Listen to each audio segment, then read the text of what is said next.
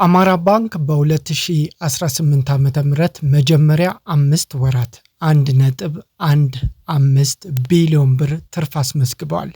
ይህ ትርፍ በ4 ወር ውስጥ ብቻ የተገኘ ትርፍ ነው። በ2017 ዓመተ ምህረት ደግሞ ከ910 ሚሊዮን ብር ኪሳራ ወጥቶ ከ600 ሚሊዮን ብር በላይ ትርፍ አስመዝግቦ የ2017 ዓመተ ምህረትን ሂሳብ ዓመት አጠናቋል። የዚህን መረጃ ዝርዝር መረጃውን እንደሚከተለው ነግራችኋለሁ። አብራችሁን ቆዩ። ሰላም እንዴት አላችሁ? የተወደዳችሁ የከፍቲዩብ አድማጭ ተመልካቾቻችን እንዴት አላችሁ? በኢንቨስትመንትና በፕሮፐርቲ ላይ ትኩረት አድርጎ መረጃ የሚሰጣችሁ ከፍቲዩብ ዛሬ እንደተለመደው መረጃ ይዤላችሁ መጥቻለሁ። የዛሬው መረጃ ደግሞ አማራ ባንክን የሚመለከት ይሆናል። መግቢያ ላይ እንደነገርኳችሁ አማራ ባንክ በኢትዮጵያ ከሚገኙ 30 የግል ባንኮች ውስጥ ከፍተኛ ቁጥር ያለው ባለ አክሲዮኖችን በመያዝ ከ4 ዓመት በፊት ወደ ስራ የገባ ባንክ ነው። አማራ ባንክ በ2017 ዓመተ ምህረት የሂሳብ ዓመት ከግብር በኋላ ከግማሽ ቢሊዮን ብር በላይ ማትረፉን እና ከ15 በመቶ በላይ ደርሶ የነበረው የተበላሸ ብድር ማለትም ብድር ተሰጥቶ ያልተመለሰውን ወደ 4 በመቶ ማውረዱን አስታውቋል። ባንኩ ቅዳሜ ህዳር 20 ቀን 2018 ዓመተ ምህረት የጠቅላላ ጉባኤ አከናውኖ ነበር። ጉባኤው ላይ ባቀረበው የሥራ አፈጻጸም ሪፖርቱም በ2017 ዓመት የሂሳብ ዓመት ከታክስ በፊት 655 ሚሊዮን ብር ትርፍ ማግኘቱን አስታውቋል። በሂሳብ ዓመቱ ከታክስ በፊት ያገኘው ትርፍ ከቀዳሚው ዓመት የ85 በመቶ ወይም የ301 ሚሊዮን ብር እድገት እንዳለው የባንኩ ዳይሬክተሮች ቦርድ ሊቀመንበር አቶ ጋሻው ደበበ ገልጸዋል። የአማራ ባንክ የ4 ተከታታይ ዓመታት የትርፍ ምጣኔ የተመለከቱ መረጃዎች እንደሚያሳዩት ከሆነ በ2014 ዓመተ ምህረት የሂሳብ ዓመት ከታክስ በፊት 237 ሚሊዮን ብር አትርፎ ነበር። ይህ ትርፍም ከባንኮች ተቀማጭ ወለድ የተገኘ እንደነበረ በወቅቱ መዘገቡ የሚታወስ ነው። በተከታዩ 2015 የሂሳብ ዓመት ግን 482 ሚሊዮን ብር ኪሳራ ገጥሞታል። ከገጠመውም ኪሳራ በመውጣት በ2016 የሂሳብ ዓመትም 354 ሚሊዮን ብር እንዳተረፈ ባንኩ ይፋ አድርጓል። የዚሁ ዓመት ቀጥሎ ደግሞ በ2017 ዓመት ሂሳብ ዓመት ደግሞ የትርፉን መጠን ወደ 655 ሚሊዮን ብር ከፍ እንዲል አድርጓል። በ2017 ዓመተ ምህረት የሂሳብ ዓመት የተመዘገበው ትርፍ በቀላሉ የመጣ እንዳልሆነ የባንኩ ዋና ስራ አስፈጻሚ ዶክተር ዮሐንስ አያሌው ገልጸዋል። የ2017 ዓመተ ምህረት የሥራ ዘመን ያለምንም ጥርጥር አድካሚና አበረታች ነበር በማለት ነበር ለባለ አክሲዮኖች የተናገሩት። በተለይ በመጀመሪያዎቹ ሩብ ዓመት ባንኩ አስቸጋሪ ውስጣዊና ውጫዊ ፈተናዎች አጋጥሞት እንደነበረ ዶክተር ዮሐንስ ተናግረዋል። ከነዚህም ውስጥ የውጭ ምንዛሬ ተመን በገበያ እንዲመራ መደረጉ ያስከተለው ችግር በዋናነት በግንባር ቀደምነትም የሚጠቀስ ችግር እንደሆነ ተናግረዋል። በተጨማሪም የብድር ጣሪያ መጣሉ ሌላው ተግዳሮት መሆኑ የሚታወቅ ነው። የውስጥ ተግዳሮት ብለው የጠቀሷቸው ደግሞ ባንኩ ያለበት 18 ሚሊዮን ዶላር የውጭ ዕዳና በሩብ ዓመቱ በባንኩ ላይ የተመዘገበው ከፍተኛ ኪሳራ ዋነኛ ችግሮቹ እንደነበረም ተጠቁሟል። ከዚህም ሌላ ባንኩ ብድር የሰጣቸው በርካታ ፕሮጀክቶች ቆመው ነበር። ባንኩ ፋይናንስ የተደረጉ ላኪዎችም እንቅስቃሴያቸው ተቀዛቅዞ ነበር። በተጨማሪም ደንበኞች በባንኩ አገልግሎት አሰጣጥ ላይ አመኔታ ያጡበት ሁኔታ መፈጠሩም በሂሳብ ዓመቱ ላይ የሥራ አፈጻጸሙ ላይ ባንኩ ፈታኝ ሁኔታ ውስጥ ከተውት ነበር። ይህና ሌሎች ችግሮች ለመወጣት ባንኩ የተለያዩ እርምጃዎች መውሰዱን ዶክተር ዮሐንስ ተናግረዋል። እነዚህን ችግሮች አምነን መቀበላችን ለመፍትሄው የመጀመሪያ እርምጃ ነበር ሲሉ በሚሊኒየም አዳራሽ ለተሰበሰቡ ባለ አክሲዮኖች ተናግረዋል። ካጋጠማቸው ችግሮች ተምረው ወደ ኋላ ሳይሆን ወደፊት በመመልከት በሂሳብ ዓመቱ ከኪሳራ ተነስተው ወደ ትርፍ እንዲሸጋገር ማድረግ መቻሉን ተናግረዋል። በሂሳብ ዓመቱ ከገጠማቸው ችግሮች በመውጣት ስራቸው በጀመሩበት ወቅት 15% የነበረው የባንኩ የተበላሸ ብድር እስከ ሰኔ 30 2017 ዓ.ም ከ4% በታች ማውረድ መቻሉንም እንዲሁ ተናግረዋል። ሌላው እንደ ትልቅ ስኬት የተገለጸው ደግሞ ለረጅም ጊዜ የተከማቹ የደንበኞች አርቲጂኤስ ክፍያዎች ከ3 ወራት ባነሰ ጊዜ ውስጥ በተሳካ ሁኔታ ማጽዳት መቻሉ ነው። ይህ ማድረግ በመቻሉ ማንኛውም ክፍያ ጥያቄ በዕለቱ በመፈጸም የባንኩን ደንበኞች አመኔታን መልሶ ማግኘት መቻሉንም ተናግረዋል። በሂሳብ ዓመቱ ከአክሲዮን ግዢ ጋር በተያያዘ በኢትዮጵያ ብሔራዊ ባንክ ተይዞ የነበረው 975.7 ሚሊዮን ብርና 1.3 ሚሊዮን ዶላር ማስለቀቅ መቻሉ ለባንኩ ፋይናንስ የማድረግ አቅም መፍጠሩን ካቀረቡት ሪፖርት መገንዘብ ተችሏል።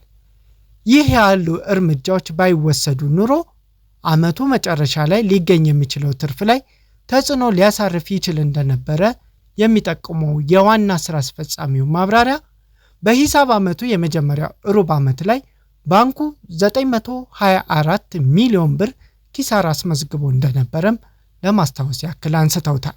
በ2017 ዓ.ም መጨረሻ ላይ ግን የተመዘገበው ኪሳራ ተቀልብሶ ከግብር በፊት 655 ሚሊዮን ብር ትርፍ ማስመዝገብ መቻሉን በመጠቆም በዓመቱ የነበረው ውጣ ውረድና በኋላም የተወሰዱ እርምጃዎች ያስገኙላቸውን ውጤቶች ለባለ አክሲዮኖች አብራርተዋል።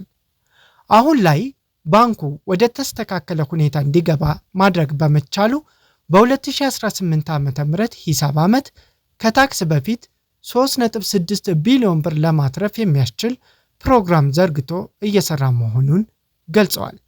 በተጠናቀቀው ሂሳብ ዓመት በአጠቃላይ የባንኩ ተቀማጭ ገንዘብ ወደ 31.5 ቢሊዮን ብር ያደገ ሲሆን ይህም ከቀዳሚው ዓመት ተመሳሳይ ወቅት ጋር ሲነጻጸር 6.4 ቢሊዮን ብር ወይም 26% ብልጫ እንደነበረው ተናግረዋል። የባንኩ ከወለድ ነፃ ተቀማጭ ገንዘብም ወደ 745.7 ሚሊዮን ብር መድረሱን ሲያመለክቱ ከጠቅላላ ተቀማጭ ውስጥም የ2.4% ድርሻ እንደነበረውም አክለዋል።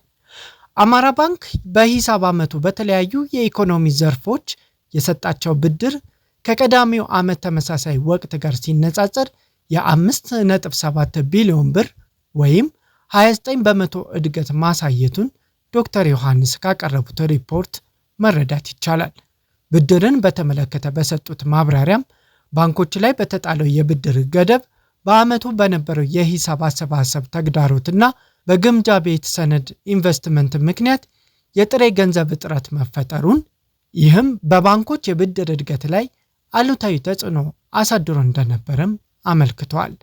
ነገር ግን ባላቸው የብድር ጥራት እድገት ላይ ሚዛናዊና ስልታዊ አሰራር በመከተል እጅግ ውጤታማ ያሉትን የብድር ስርጭት በማድረግ በሂሳብ ዓመቱ ከወለድ ነፃ ፋይናንስ አገልግሎት ጨምሮ አጠቃላይ የብድር ክምችቱን 25.6 ቢሊዮን ብር መድረሱንም አመልክቷል።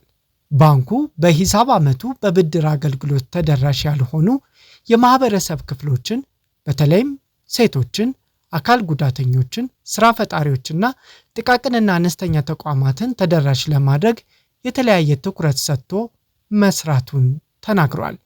በዚህም መሰረት 95796 ደንበኞች በዲጂታል ማይክሮ ብድር 1.8 ቢሊዮን ብር እንዲበደሩ ማስቻሉን ተናግሯል።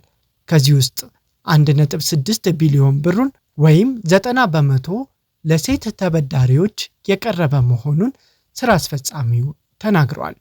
በአማራ ባንክ በሂሳብ ዓመቱ አጠቃላይ ገቢውን 5.6 ቢሊዮን ብር ማድረስ መቻሉን የሚገልጸው ሪፖርቱ ከዚህ ውስጥም 80% የሚሆነው ወለድ ነክ ከሆኑ የብድር ስራዎች የተገኘና አፈጻጸሙም ከቀዳሚው ዓመት ተመሳሳይ ወቅት ጋር ሲነጻጸር የ29% እድገት ማሳየቱን ኃላፊው ተናግረዋል። የባንኩ አጠቃላይ የሀብት መጠንም በ23.2% በማደግ 43.4 ቢሊዮን ብር ማድረስ ሲቻል በተመሳሳይ አጠቃላይ የባንኩ ካፒታልም በ21% በማሳደግ 8.6 ቢሊዮን ብር የደረሰ ሲሆን የተከፈለ ካፒታሉም በ14 በመቶ በማሳደግ 7.4 ቢሊዮን ብር ማድረስ መቻሉን አክለዋል። አማራ ባንክ በአሁኑ ወቅት ያሉት የባለ አክሲዮኖች ቁጥር ከ710 ሺህ በላይ ናቸው። የአማራ ባንክ አስቀማጭ ደንበኞች ቁጥር ግን 2.4 ሚሊዮን እንደደረሱ ባንኩ በመረጃው አስቀምጧል። አጠቃላይ የሰራተኞቹ ብዛት ደግሞ 4762 መሆናቸውን ሪፖርት አድርጓል። ባንኩ በ2016 ዓ.ም የሂሳብ ዓመት የነበሩት የሰራተኞች ቁጥር 5191 እንደነበረ የባንኩ መረጃ የሚያመለክት መሆኑ የሰራተኞች ቁጥር በ429 መቀነሱን አመልክቷል። በተያያዘ መረጃ ሰሞኑን የአማራ ባንክ በኦፊሻል መረጃ መስጫው ይፋ ያደረገው ሪፖርትን ስንመለከት ታህሳስ 3 ቀን 2018 ዓ.ም የአማራ ባንክ በ2018 በጀት ዓመት የመጀመሪያ 5 ወራት ብቻ ከሐምሌ 1 እስከ ህዳር 30 ማለት ነው በዋና ዋና የፋይናንሻል አፈጻጸም ቁልፍ የሥራ መስኮች ላይ ጠንካራና ከፍተኛ እድገት በማስመዝገብ ከታክስ በፊት 1.15 ቢሊዮን ብር ትርፍ ማስመዝገቡን ተናግሯል። ይህ ላቅ ያለ ትርፍ በ2017 ዓመተ ምህረት ከተመዘገበው የ910.2 ሚሊዮን ብር ኪሳራ ጋር ሲነጻጸር ከፍተኛ መሻሻል ማሳየቱን ባንኩ አሳውቋል። በበጀት ዓመቱ የመጀመሪያ 5 ወራት 3.55 ቢሊዮን ብር ገቢ ማስመዝገብ እንደተቻለ ዋና ስራ አስፈጻሚው ተናግረዋል። ዋና ስራ አስፈጻሚው አክሎም በእነዚህ 5 ወራት ውስጥ የተመዘገበው አፈጻጸም ስትራቴጂካዊ ትኩረት በጠንካራ የሀብት ማሰባሰብ፣ በዲጂታል ትራንስፎርሜሽን እና በብድር አስተዳደር ላይ ጥንቃቄ የተሞላበት ሁኔታ አተኩሮ መስራት በመቻላቸው እንደሆነም አክሏል። አጠቃላይ የተቀማጭ ገንዘብ መጠን እስከ ህዳር 2018 ዓ.ም 35.8 ቢሊዮን ብር የደረሰ ሲሆን እድገቱ 82 በመቶ ሆኗል። ይህም በ5 ወራት ጊዜ ውስጥ የ4.29 ቢሊዮን ብር ብልጫ አሳይቷል። የውጭ ምንዛሬ አሰባሰብን በተመለከተ ደግሞ የአማራ ባንክ የ76.5 ሚሊዮን የአሜሪካ ዶላር ገቢ የመሰብሰብ የላቀ አፈጻጸም አሳይቷል። ይህም ካለፈው ዓመት ተመሳሳይ ወቅት ጋር ሲነጻጸር የ313 በመቶ ብልጫ እንዳለውም አመልክቷል። የብድር አቅርቦትና የሀብት ጥራትን ሲመለከት ደግሞ የአማራ ባንክ ከተመሰረተ ጊዜ ጀምሮ ያቀረበው አጠቃላይ ብድርና የቅድሚያ ክፍያ አምና በተመሳሳይ ወቅት ከነበረበት የ53.8 በመቶ በማሳደግ ወደ 31.3 ቢሊዮን ብር አበድሯል። በብድር አሰባሰቡ በህዳር 2017 ከነበረበት 12.9 በመቶ በከፍተኛ ሁኔታ በመቀነስ ያልተከፈለ ወይም የተበላሸ ብድር ጥምርታ በአስደናቂ ሁኔታ በማውረድ ወደ 4.06 በመቶ እንዲደርስ ርብርብ ተደርጓል። ከዚህ ጋር በተያያዘ ህዳር 20 ቀን 2018 ዓ.ም ተካሂዶ በነበረው በባንኩ 4ኛ ዓመታዊ የባለ አክሲዮኖች ጉባኤ ላይ በከፍተኛ ጉጉት የተሰባሰበው ተሳታፊ ይህም ባለ አክሲዮኖች በአማራ ባንክ ራዕይና አመራር ላይ ያላቸውን ጥልቅ እምነትና ቁርጠኝነት ያሳያል ሲል በአወጣው ሪፖርት ላይ ይፋ አድርጓል። የተወደዳችሁ የከፍትዩብ አድማጭ ተመልካቾች አማራ ባንክን በተመለከተ የተገኙ ሪፖርቶች ይህንን ይመስላሉ።